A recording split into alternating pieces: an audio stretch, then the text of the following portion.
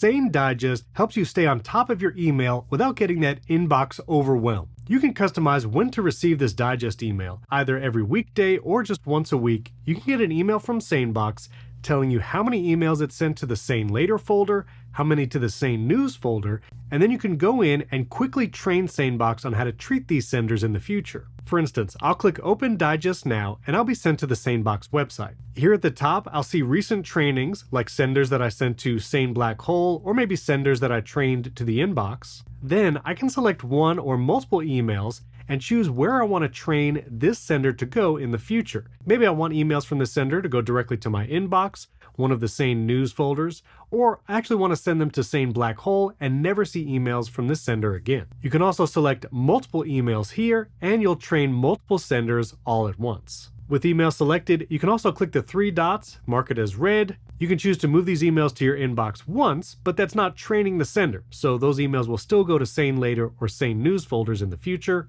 You can archive, trash, or train SaneBox on how to handle these emails in the future. You can also choose to snooze these emails and deal with it at a later time and date. And if you want to customize how often you receive this digest email, log into SaneBox on the web and go to your settings, and here you'll see digest settings for each email account connected to SaneBox.